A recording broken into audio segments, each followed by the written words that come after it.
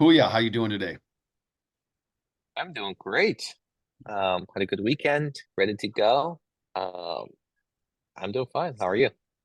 I'm doing really well. It's 12 o'clock p.m. on October 7th.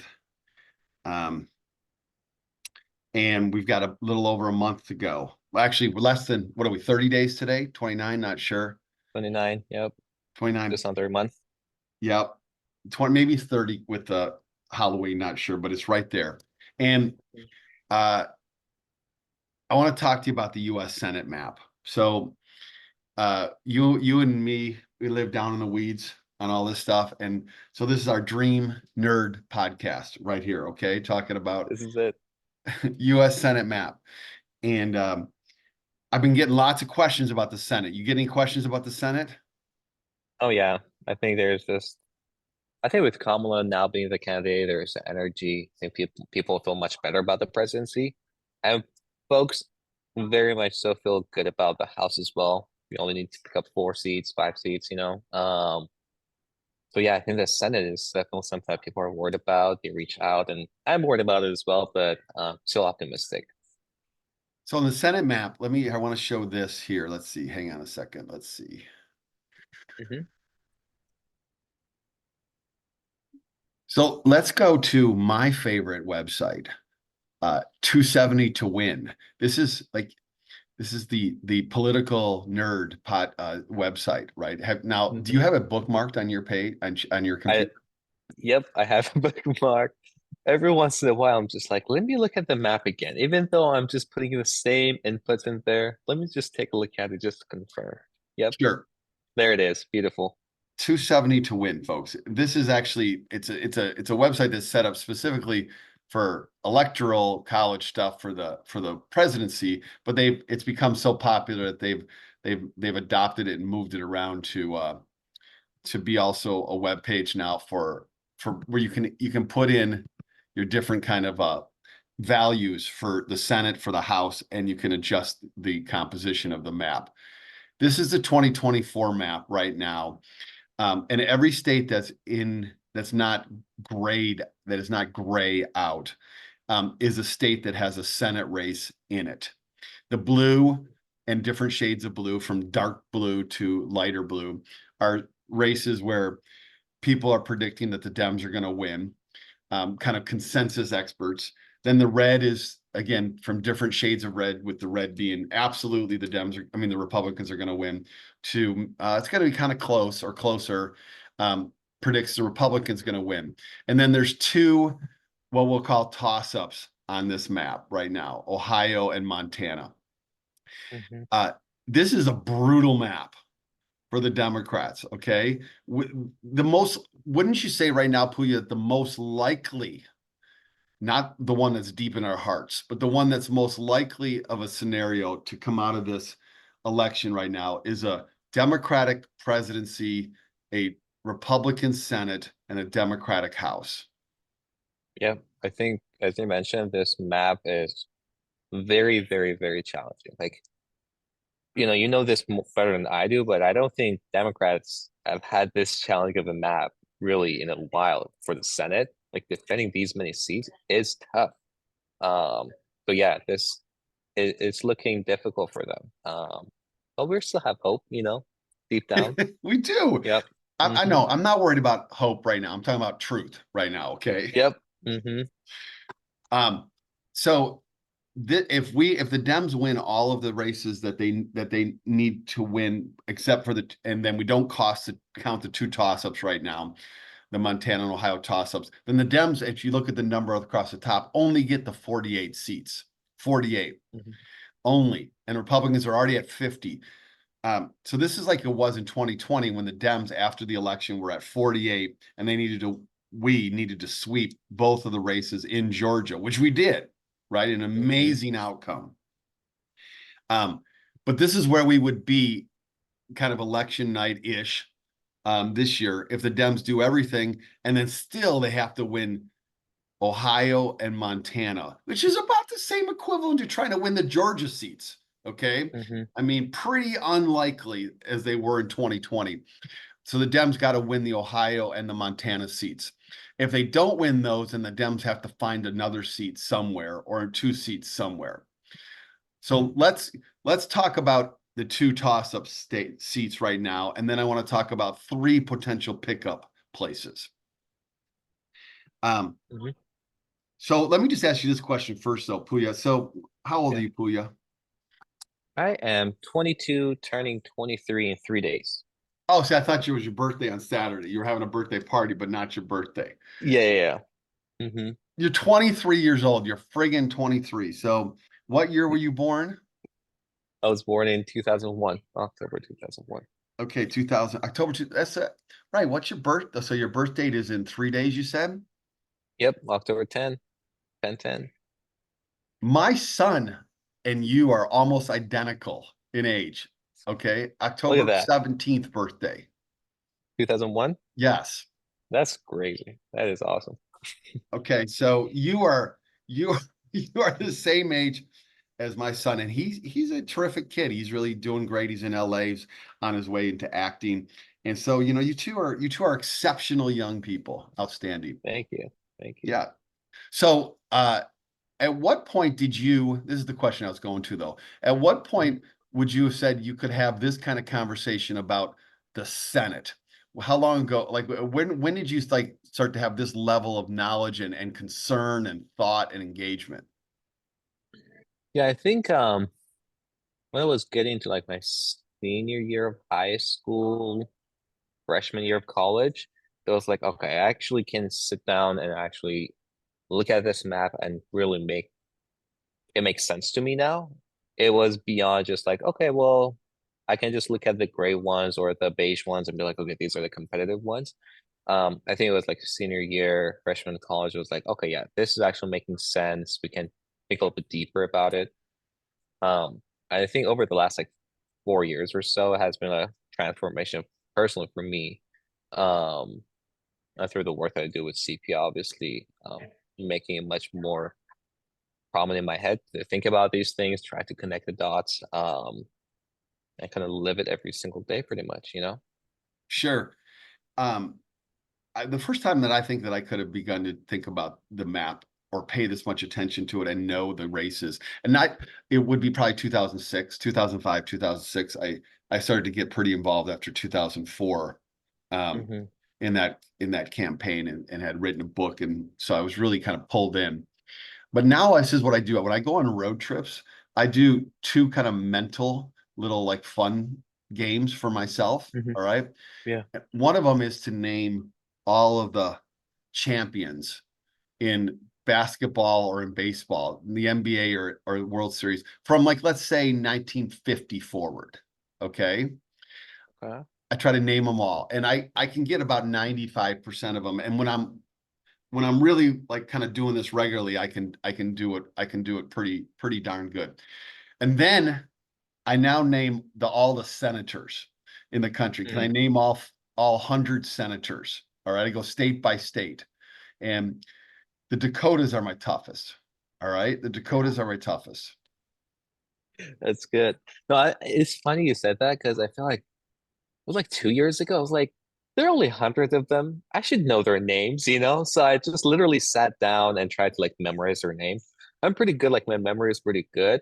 But I feel like at this point, I'm just like so focused on the ones that are actually running. So I'm like, you know what? Let's actually break it to like, a third of it, and then we think about those Oh, that's good. more That's so. good. So yeah, I think at this point, I'm like, it's not just about the Senate, think about the House, think about these down ballot races. So I kind of given up on the hope of knowing all the names for the senators, but yeah, I think when it comes to the competitive ones, I'm still doing all right, doing okay. Okay, so let's go to Ohio. Ohio is listed as a toss-up right now. Who are we supporting, and how does it look? Yeah, so we're supporting Sherrod Brown.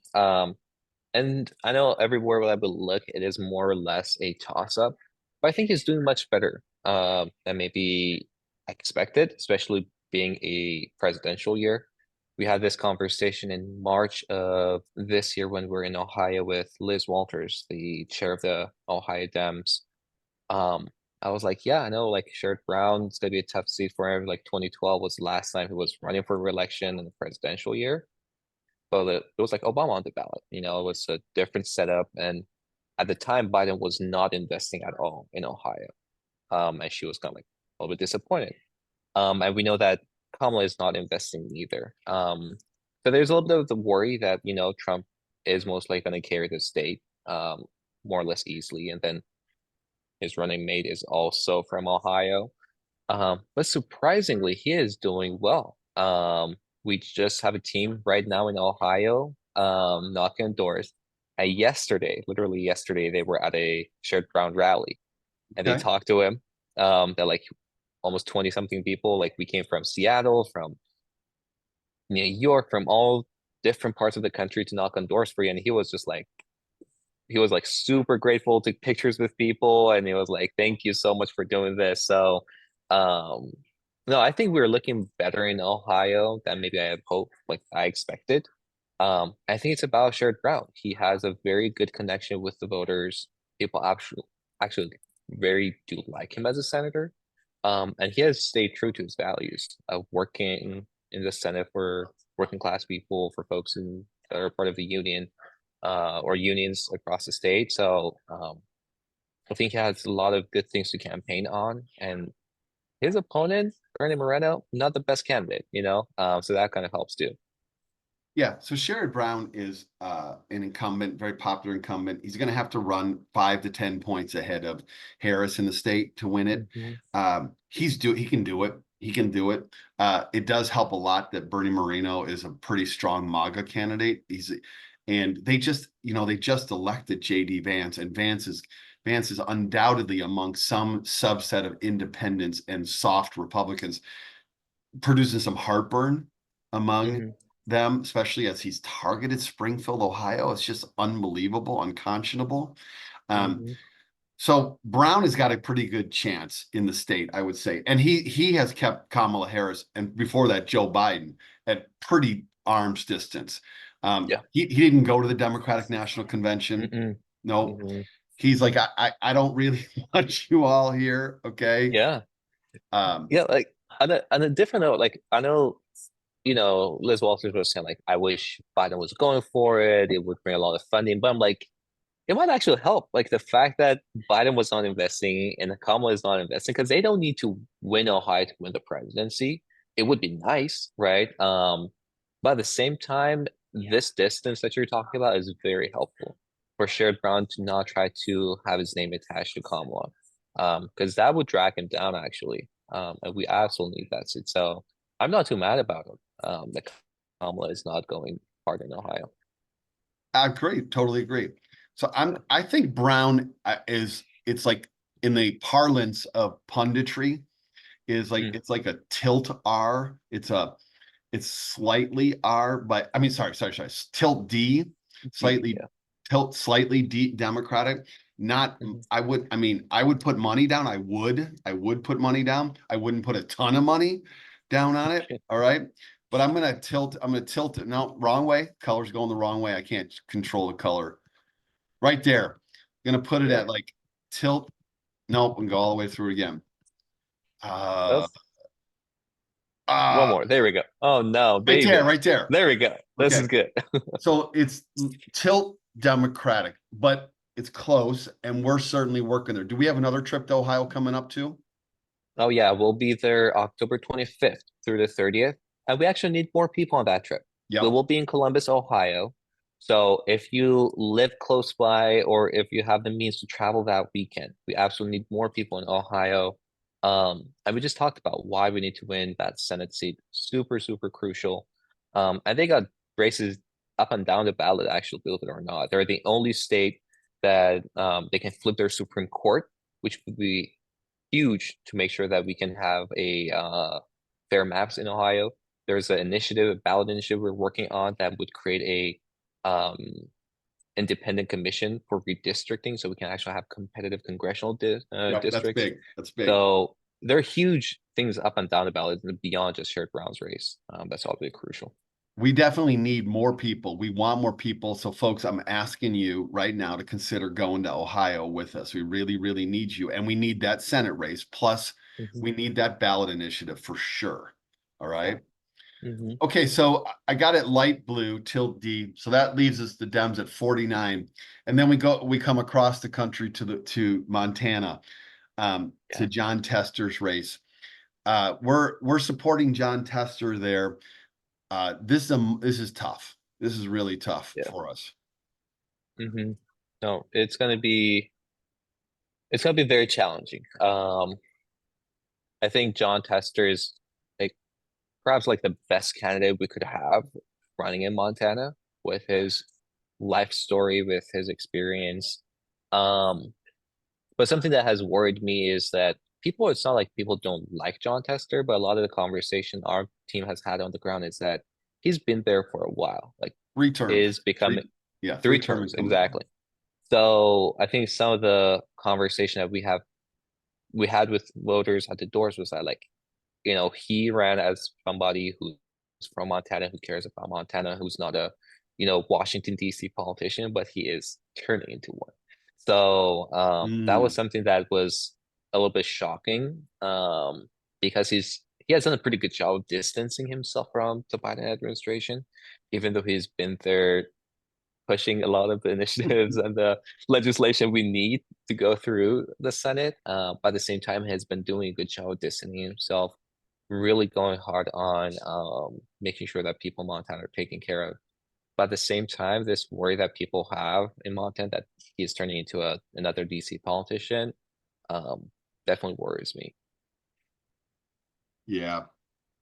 Yeah. It's a tough race.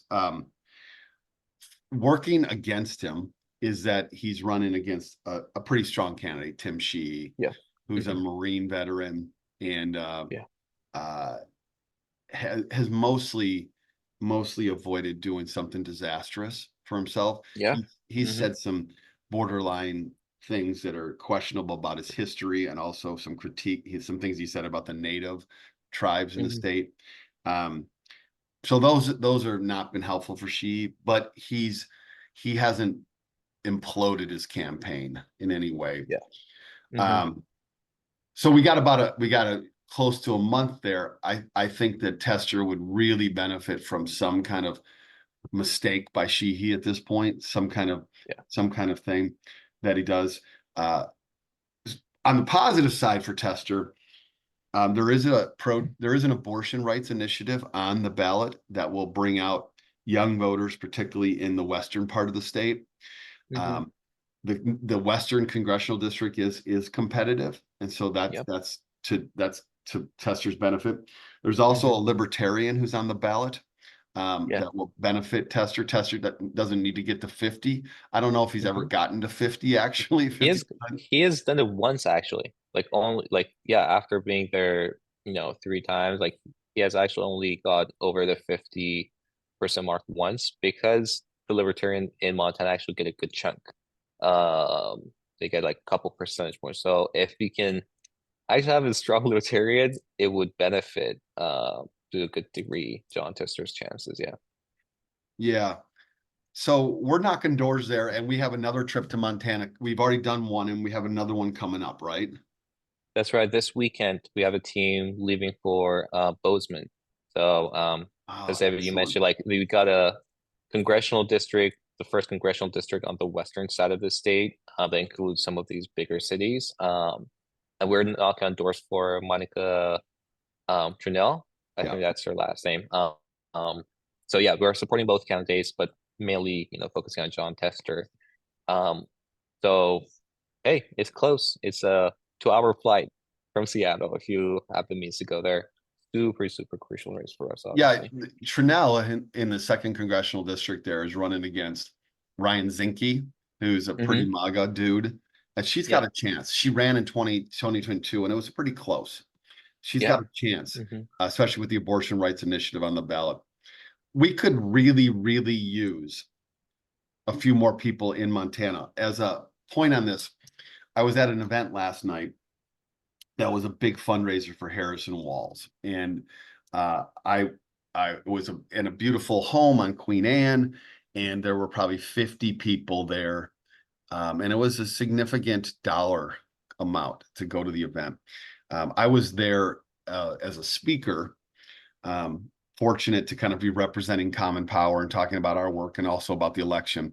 And somebody I talked to said they talked to Tester not too long ago, to John Tester, and Tester said, I don't need more money. I need more people to get out the vote. Mhm. All right. Yeah. That's what Tester said.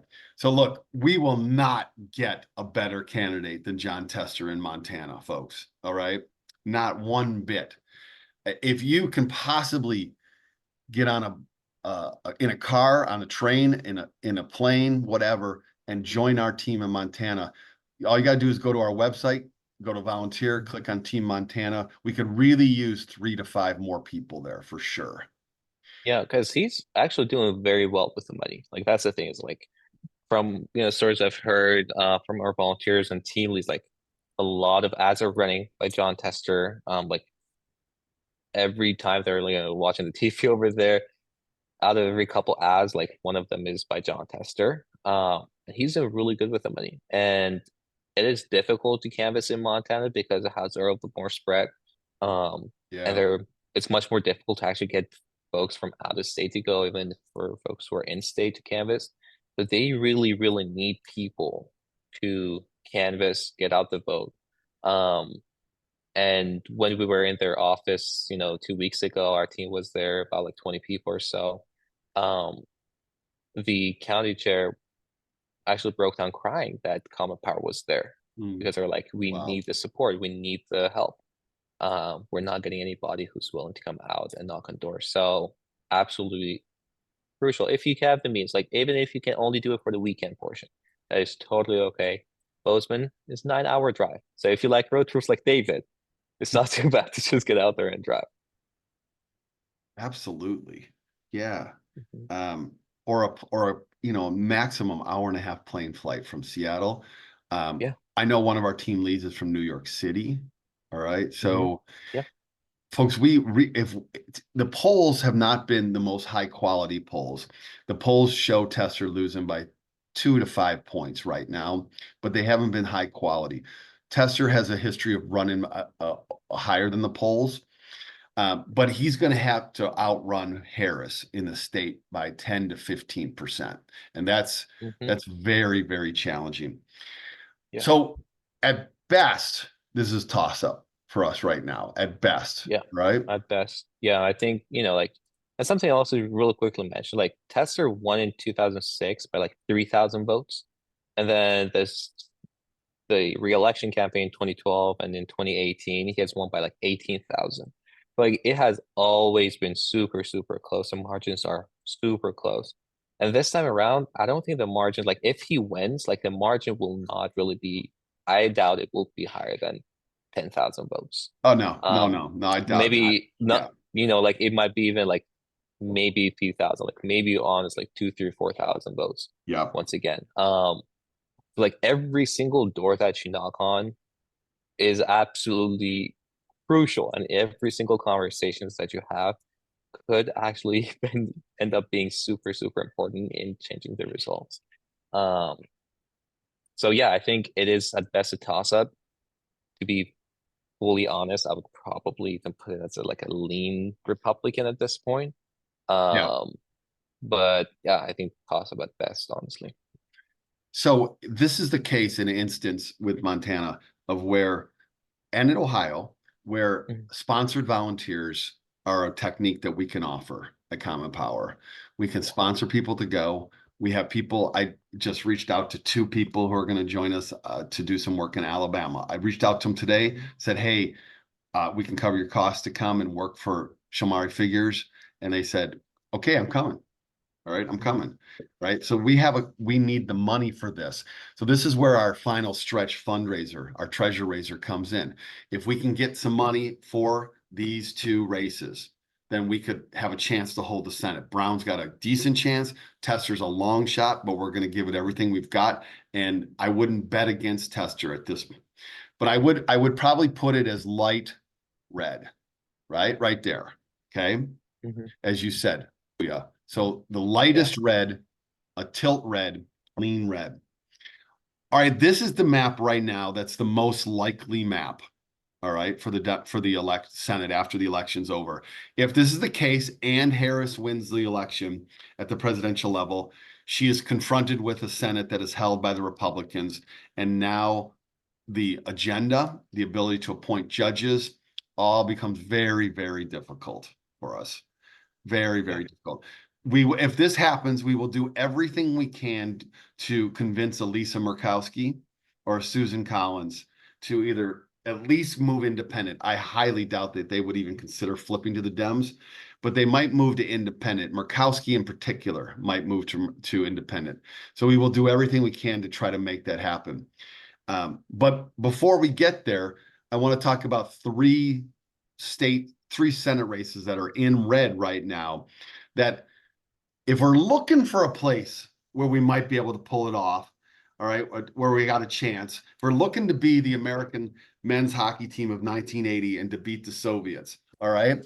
If you're saying we got a chance, we're looking at these three places. And I want to Pouya and I are going to have a little bit of a direct debate right now about how much of a chance we've got in these three states. So I'm going to start with Texas. Okay, Pouya? Hmm. I'm gonna Okay. move. I'm gonna move it right now to toss up. If you move it to toss up, then the Democrats can get the 50, even if they lose the tester seat in Montana. So right Hmm. here we got Ted Cruz, the arch nemesis, the Antichrist in Texas, and we've got a really good candidate, Colin Allred, for the Democrats. Hmm. And Texas has been moving progressively blue steadily, election Yes. after election. So this would be Hmm. a leap. This would be a leap. But what's your take on it, Pouya? I think it's I think it's still kind of a long shot for sure. But I don't think it's impossible. I think a few things that are different from 2018 with Beta was that he had a much more grassroots organization and movement that he was building, which was vital at that point to help Texas turn more blue. And he came a little bit short, 2.4% to 5%. And Colin Aldred is running a much more typical campaign that you might expect, toning down some of the rhetoric around some of those super progressive values that Beta was talking about in 2018. Talking a lot more about like energy policy, things that really impact the voters. Um, and really going hard on Ted Cruz being a horrible candidate and just a horrible senator for Texas. He's doing really well with the money as well, given that, he actually has a shot. Um, and I think you have already talked about this, David, but they have like for the first time in like almost 2 decades, the first coordinated campaign in Texas actually, um, trying to hit doors, trying to have conversations, and not trying to do it all by himself, working with people up and down the ballot. Um, so we have a team literally right now on the ground knocking on doors, for Vicente Gonzalez and Colin Aldred. Um, and we'll be back again. And we need more people if we're gonna have a shot at winning Texas. We need to win Rio Grande Valley, and that's where our teams are going to be in McAllen, Texas. So yeah, that's my read on it. I think that I think that Harris is going to lose Texas. Okay, Yeah. but I think that she could get. Biden lost by 5% in Hmm. 2020, which is pretty darn good. Okay, Yeah. Harris has Hmm. got a tougher road than Biden in Texas, among white voters, but she's probably going to do a little bit stronger among Latino voters. She has a pretty good relationship with them. Hmm. And actually, let me backtrack and say that her data among white voters is not bad right now. Not Yeah. bad at all. So she's probably going to lose, but if she could lose by like 2%, all right, or 3%, then Allred's got a shot. And Yeah. I think that uh, the Dems have more of a ground game, a volunteer effort. We're a part of that. Many other local orgs are part of that. Hmm. Um, I think that Allred um, is a more moderate candidate. So you have the trade-off here of Beto had the grassroots Democratic support. Allred probably has more of the soft R's and independence than Beto would have ever gotten. Yeah. Um, Allred is also running on the new kind of Democratic messaging around immigration, which is um, much more kind of like the dualism of tougher border security with a path to citizenship. The Hmm. Dems have made a shift over the last couple of years to understand that they've been losing Latino voters on immigration. Actually, they've been losing them Hmm. by Yeah. being more kind of focused only on pathways to citizenship, and open board and open access to kind of engagement. So I think Allred is better positioned on what is a core issue in Texas on Yeah. borders, on the border. Um, I don't think he's as charismatic of a candidate as Beto is, and I don't think that Yeah. he compels energy in the same way. But he might be better positioned, and he might have the benefit of a better, larger endeavor and effort on the field. So No, yeah. Hmm. I'm gonna put Texas. We're gonna talk about 3 states, okay, Yeah. where the Dems could pick up a seat, where the Dems could pick up a Senate seat. We need more people in Texas. Our team there was about 10 right now, right? It's about Yeah. 10. We had about 10 people on our second trip. We do have more folks, about like 18 or so. But for Colin Alger to have a realistic shot, we definitely need more. When's that So trip? the second trip is going to be October 25th through the 30th. So if you're like, that weekend, where can I go to make the most impact? It's either going to be Texas or Ohio. We need folks in both states. So if you have the means to get to one of those 2 states, please, we would love to have you. Yeah, and I would go so far as to encourage people. I'm not on the fieldwork team, so they might not like what I'm about to say, but I would encourage people that maybe are dialed into an Arizona or to a Pennsylvania to if you could make a shift over to a team Ohio or a team Texas, that your return on investment and your impact there would be super valuable. I don't want to gut those teams, but you already got like 100 people on those 2 teams, right?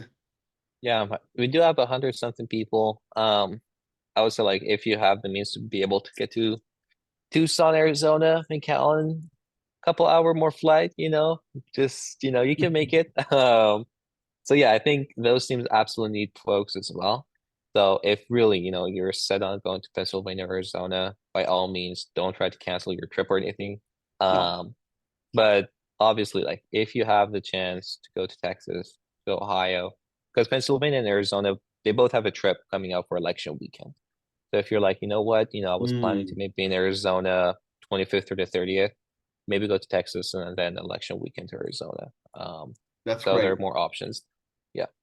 Okay, I'm gonna rank out of these 3 potential pickups, with one being the best chance we have and 3 being the Hmm. hardest. I'm gonna rank Texas third. Okay. Hmm. Okay. I'm gonna rank them third. Okay. We'll let you rank yours when we're done here. Okay. So So you think Texas is the most difficult? I do. I think it's the most Okay. difficult to pick up among these 3 potential pickup states. Okay. Okay. But Got you. that's relative to the other 2. I think we got a shot in Texas. I think we got a shot. Hmm. And if we beat Ted Cruz, I will dance from here to Austin. Okay. I That's will awesome. dance from Seattle to Austin. That's awesome. All right. But I'm going to put it back at lean red, which is where it's at right now. Okay. Yep. I All right. think Let's go so. over to Florida. Let's move Florida to toss up. Here we got Ted Cruz's.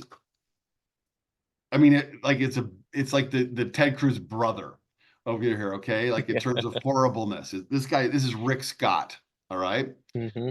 Rick Scott, who's voted against FEMA, all right? Rick Scott, who's voted against so many things that we care about, and they're about to get blasted, we know, by another hurricane in the next couple of days. So there's a lot that can happen in Florida politically between now and election day, and Scott is not popular.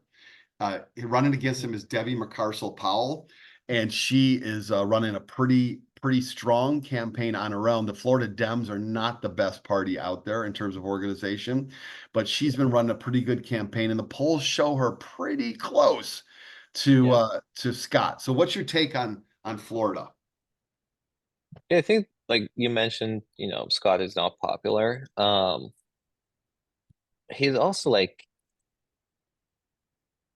I think he's also just does things and says things, and I'm like, why would you do like why would you humanly like you're a politician in a competitive state, like he acts as if though he's a senator from like Mississippi or Tennessee or something like he can just say whatever and get away with. So I think he's very sure of himself that like he got this. Um, I know like the numbers may change for the third quarter, but he has like not as much funding in terms of like going for ads and stuff. Like Powell has significantly more funding and reserve airtime compared to Scott, and the SEC is also investing more, the Democratic arm of for the Senate campaign committee. Um, so I feel like we do have a shot. But I'm just worried being 2024, Trump being on the ballot, it's going to be very challenging for Powell to beat that because I truly don't think Harris is going to be able to pull it off to win in Florida. Um, so that's just my only copy is like Trump being on the ballot makes it very challenging for another top of the ticket candidate to win. Right. Here's why you're wrong. So um no, I'm just teasing. But here's the things that are going in the Dems' favor. One, there's abortion rights initiative on the ballot in Florida, Hmm. and that's going to Yeah, pass it. It's got to get to 60 to actually go into effect, though, 60%, yeah. because of the constitutional amendment rules for ballot initiatives in the state. It's got to get to Hmm. 60%. Right now, polls show it at about 57, 58%. So you got to Yeah. get a turnout there. I think that will drive turnout among women and younger voters. They had nothing like this in 2020 or 2022.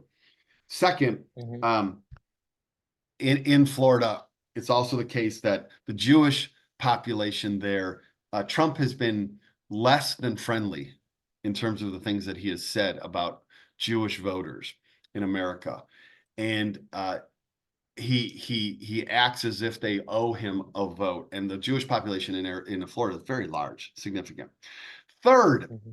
Trump has, without any need or any truth to it at all, has of course gone after Haitian immigrants in mass. There are 400,000 immigrants who can vote in Florida from Haiti. All right. If Trump loses some percentage of them in a significant way, that's enough. That's enough. And right now, polls are showing that Harris is doing way better than Biden was doing among the very diverse black and brown population of Florida than Biden was Yeah. doing. So I think that with the politics of these hurricanes and how this plays out, that that Florida is very interesting terrain. I do not think Harris is going to win the state, but I do think that Scott is can be beaten. Hmm. So I'm putting in number two. All right, number Okay. two. And look, Charles Douglas, you've heard of him, our executive director. Charles Douglas and I have this running thing about Florida. Okay, that I will not quit on Florida. I will not. They broke my heart in 2018 by electing DeSantis and Scott. All right. Um, and uh, certainly 2022 was a disaster for the Democrats in Florida. But the energy on the ground there, from what I'm hearing from people there, is that Trump is not exciting people there. Hmm. You go to the Villages, Interesting. which is this enormous senior community in the center of the state in Orlando, which is about to be dead center for Hurricane Milton. And they have been mobilizing for Harris, not in a majority, but in much larger numbers than we ever saw for Biden or Clinton. Yeah. So I got him. I got Florida number two. And I hope that we get to the middle of this month, and I'm arguing with you and Ben and Charles about us putting some boots on the ground in Florida. All right. All right. So, but we would have to be honest about this and say that it leans Republican right now. So right now the Republicans would still get to 51. So that brings us to Nebraska. Okay. And Nebraska has got 2 Senate elections this year. One is the regular election and one is a special election. And the special election looks pretty solid for the Republicans. But the and I can't remember, but I think it's the governor, the Nebraska governor is running in that in the special. I'm not sure, but it looks like they're pretty safe there. But in the regular election, Deb Fischer is up for re-election. And like 1/3 of the state does not even know who Deb Fischer is. All right. When you look at poll data, they don't know who she is. And she's not popular at all. I think Nebraska is very, very interesting. Here's my rationale, Pouya. Alright. First of all, they have 3 ballot initiatives. Okay. 2 of Mhm. them are very attractive to us. One for abortion rights, one for marijuana legalization. Mhm. That's going to bring out young voters in that state. Second, the guy who's running he's not running as a Democrat, he's running as an independent, Dan Osborne. Dan Mhm. Osborne has rejected the Democratic endorsement, Yes. right? And he's running as an independent. His positions look pretty darn Democratic-ish, okay? Mhm. But he's running as an independent. And he's got a good story. He's got a good story about being, from Nebraska and his background. I think he has been in the union for some time. I think Yeah. he's got a good story. Third, there is an anchor in that state that is known as the Nebraska Second Congressional District, where Omaha is, where Harris is going to win that district. All right, and uh, the Republican attempt to turn the electoral college votes in that state to a winner take all for all of them, and instead of what they currently have, where it's separated by congressional district, has really annoyed Democrats in the second congressional district because they want to have their independence there.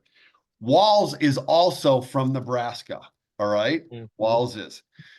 All of that combined has got me going towards thinking about the Nebraska. Now, I did tell one of our great supporters, Jody Green, yesterday in a text message that no, we're not going there. We're paying attention to it, but we're not going there. But Jody, I know you listen to the podcast. I want to tell you that I'm starting to think hard about this and to make a case for Pouya. So this is my opening case, my opening argument right now.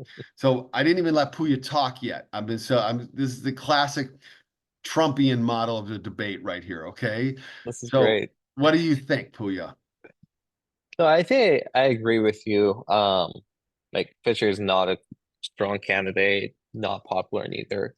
I think Osborne rejecting actually the Democratic, endorsement really does boost his chances, honestly.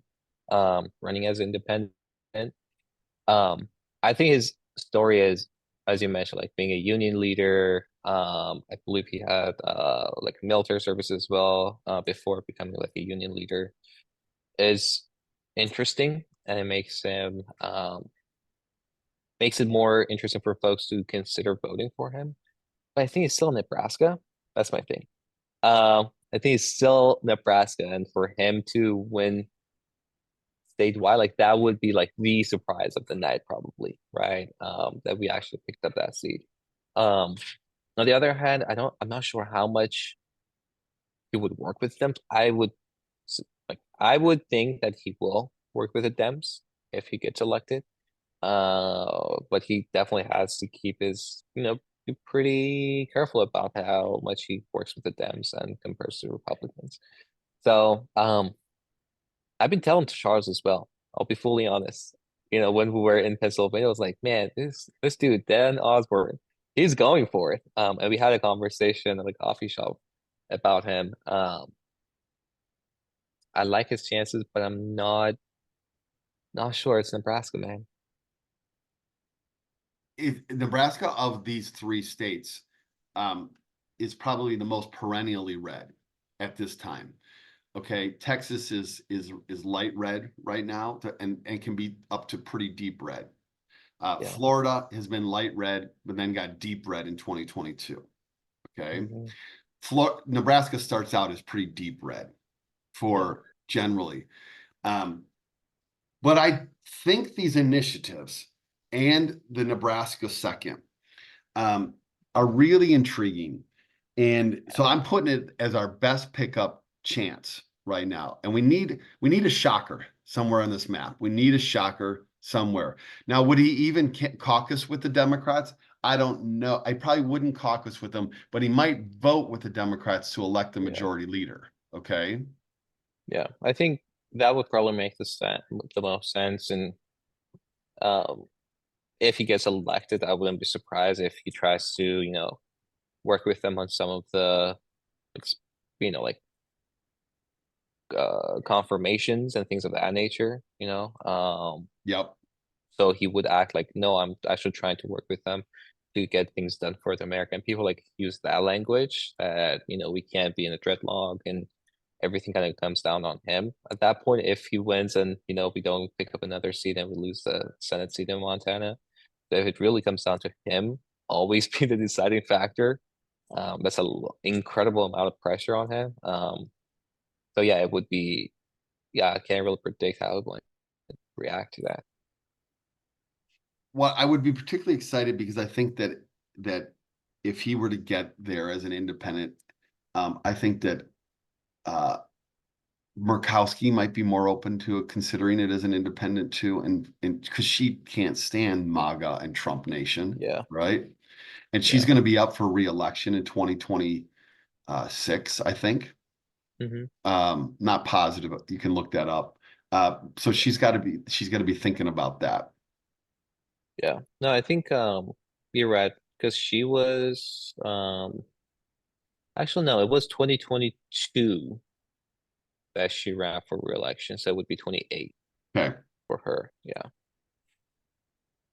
Well, I'm ranking Nebraska as our best pickup opportunity, but yeah, even then, if we get it, it's not a sure thing that he caucuses or votes with the Dems. But Yeah. he would win on the strength of Democratic votes in the state. He would. Yeah.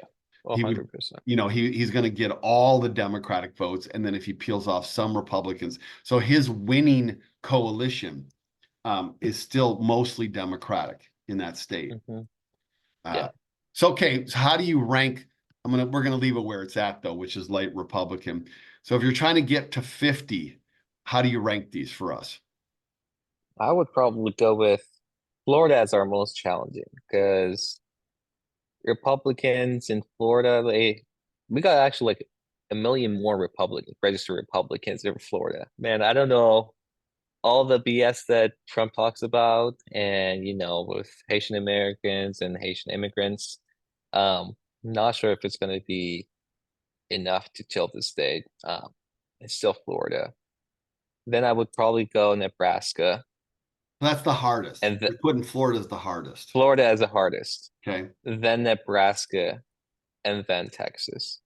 Because I feel like people just hate Ted Cruz. Like it's less about the politics of it. I think it's just the personality portion. Um, and Colin Alder is going very, very hard on the Cancun situation in 2021. Like he's running ads constantly in Texas that he left us. Um, and that's a pretty big thing for people to remember. Like, yeah, this dude left us literally when we had an emergency, literally got on a plane and left. Um, and he's like his ads on reproductive rights, he's actually using doctors that they're like, it's not about the abortion is legal. I cannot do my job. They're not letting me do my job. That's what all Reds ads are. So that's an all that's Huh. that. Like Huh. he actually are using doctors instead of just the folks who are impacted. So like I literally cannot do my job because of these bans. Um, so I don't know. Even though Aldred, as you said, he's not the most charismatic person, he has come to Seattle a couple times. I've seen him and talked to him in person. He's not the most charismatic, but the football background, the life story, um, people hating Ted Cruz, gives me more hope, honestly, in Texas. I don't know it's still a big shot, long shot. Um, but I like our chances better in Texas compared to Nebraska. Okay. All right. Well, we're paying attention to this, and team fieldwork is not putting anybody on the ground in Nebraska or Florida at this time, right? Yeah, not this time. But I feel like Nebraska is definitely something that we have talked about. Um, we were thinking about going for the second district Yeah. for a bit, but it seemed like Kamala got it. But then now Osborne is bringing the he's making a case for us as well. He's making a case for folks in Nebraska, but also for folks like us that no, he actually is doing a pretty good job running a very red state as an independent. All right, well, this is how we're going to win the Senate, folks, is we're going to have to either win in Montana for sure, or win one of these three states. And then, of course, win the presidency so that we have the tiebreaker vote with the vice president. That's how we're going to win the Senate. If we can win the Senate, though, then we can pass Roe v. Wade legislation and we can get a Voting Rights Act. We can get those done because I think these Democratic senators will get rid of the filibuster rule for at least those votes, saying Yeah. making the case that they're so important for democracy. All right. Yeah. And we're going to have to do one of these. We have to do one of these. Montana, Texas, Florida, or Nebraska. We got to do one of these. Well, okay. Thanks for going through it. We'll revisit this in about a week when we'll see. Thanks for all your great work. So where are we going this weekend? We're going to Ohio this weekend. No, Oh no, Montana this we're weekend. all yeah, we're already in Ohio. This weekend coming up, we're gonna be in Montana, we'll be in Arizona, we'll be in Michigan, and we'll be in Pennsylvania. Awesome. Yeah. Okay. And we very much need more folks for Montana this weekend and for Yes. Ohio. Either come or help us with a donation to get these Yeah. folks out there. Yes. If you don't have the means to physically be out there, we got Action Academy students, we got educators who would be able to make it out to Texas or Ohio or Montana for a weekend. So would love any support that you can give us. Yep. Okay. Thanks, Pouya. Thanks. Thanks, David. All right, thanks everybody. See ya. Bye. See ya.